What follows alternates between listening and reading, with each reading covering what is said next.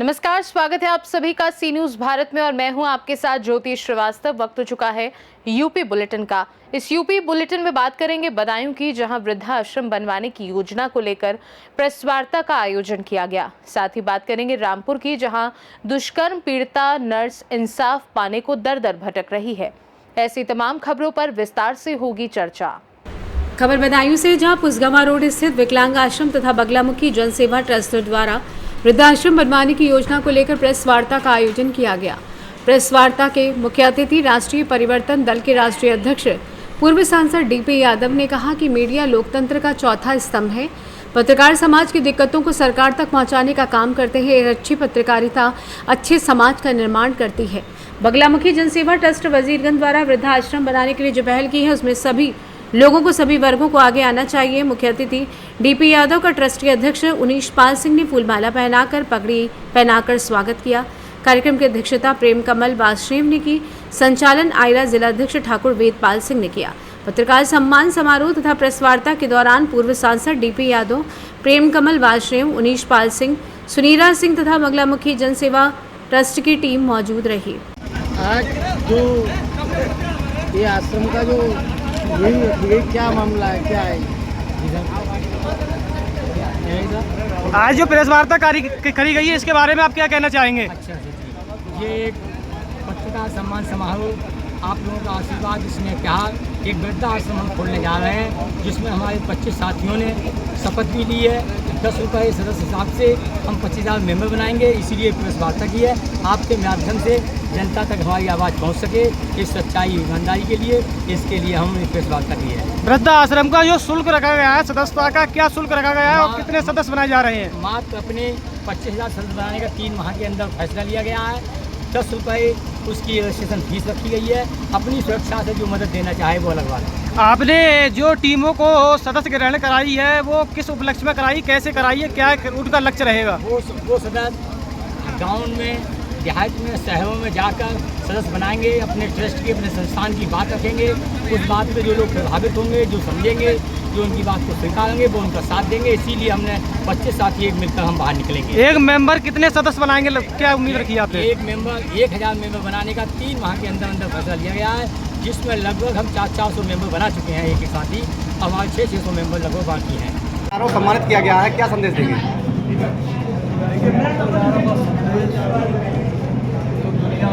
संदेश रहा है, पत्रकारों ने हमेशा जब कभी देश या समाज मुश्किल में आया है, अभाव में गया है, उन्होंने उसे दिशा दिखाने का काम किया। आज भी हमारी ये परीक्षा है कि जो हिंदुस्तान के गरीब, युवा, गाँव देहात के कम शिक्षित लोग हैं, उनको दिशा दिखाने का काम कर भी रहे हैं और तेजी के साथ किया जाए। मेरा ये संदेश है कि कृष्ण और राम की इस भूमि पर हम जितने अच्छे तरीके से अपने आने वाले बच्चों को अच्छी दिशा देने का, अच्छे विचार देने का काम करेंगे। विकलांग आश्रम तो आपने बनवाया ही है, आश्रम जो है आपका जो है व्रत है कि क्या कहेंगे?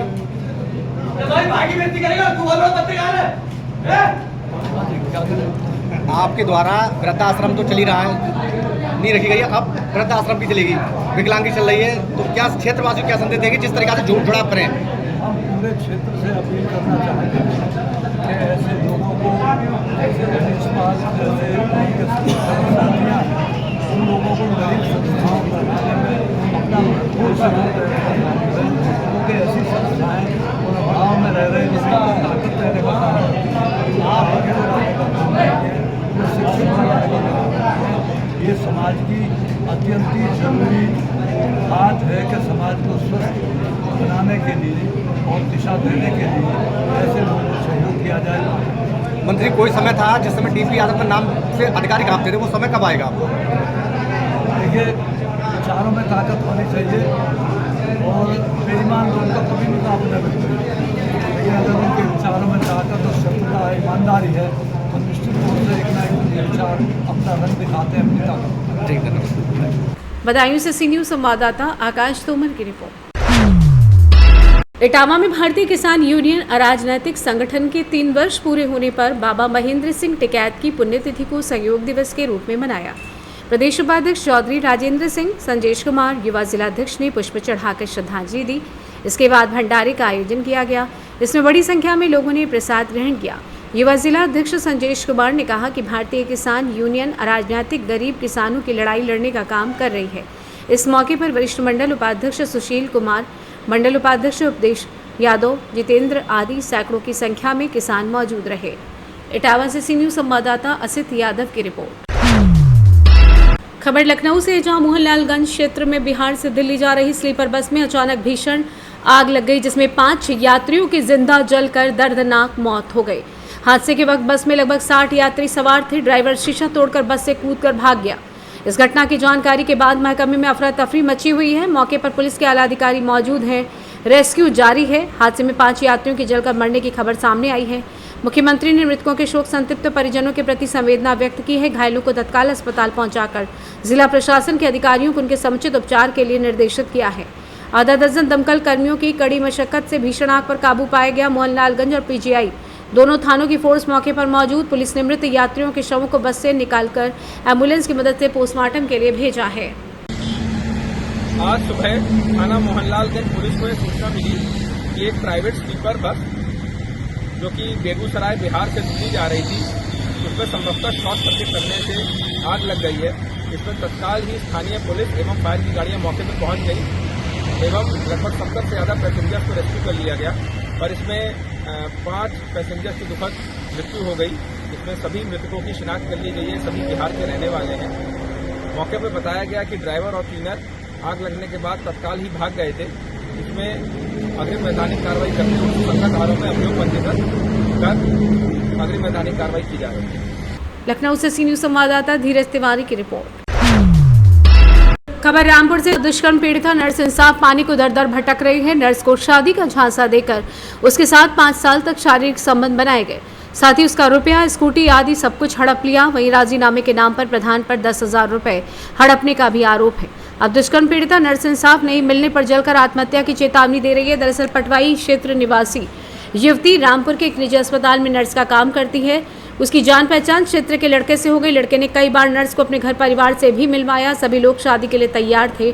आरोप है कि युवक ने अपने प्रेम जाल में फंसाकर सैलरी स्कूटी हड़प ली। दुष्कर्म पीड़िता नर्स की अगर माने तो युवक और उसका परिवार शादी को राजी हो गया था। वहीं कप्तान पुलिस विद्यासागर मिश्र ने बताया कि पीड़िता आवेदन पत्र लेकर उपस्थित हुई थी। उन्होंने मुकदमा दर्ज करने के आदेश थाना पटवाई को दे दिए हैं। आप किस गाँव रहने वाली हो? ग्राम पटरेल हूँ। मामला क्या हुआ आपके साथ? मेरे साथ ये हुआ था, मैं एक प्राइवेट हॉस्पिटल में जॉब करती थी, छोटा मोटा अपना गुजारा करती थी। मेरा एक श्री राम नाम के लड़के से प्रेम संगत का मतलब हुआ था। दोनों बातचीत करते थे, उसके परिवार वाले भी बातचीत करते थे।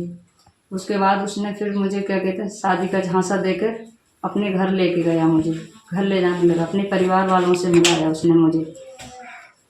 परिवार वाले सब मुझे पसंद करते थे। उसकी माँ फूलवती देवी, उसका भाई अमर सिंह, उसका भाई महेश और भाभी सुमन देवी और उसकी दूसरी भाभी गायत्री देवी, वो लोग मुझे सब पसंद करते थे अपने घर पे। उन्होंने मुझे शादी के लिए बोल रखा था, हमारी बहू तू ही है और हमारी बेटी भी तू ही है। मेरे माँ बाप नहीं थे, उन्होंने मुझे अपनाया था। सबने शादी का झांसा दिया, लड़का ने भी कहा। फिर उसके बाद उसने मुझे शारीरिक संबंध बनाए मेरे साथ। बोले अब हमारी शादी होने वाली है, क्या कहते हैं, मुझसे ज़बरदस्ती उसने मेरे साथ शारीरिक संबंध बनाए।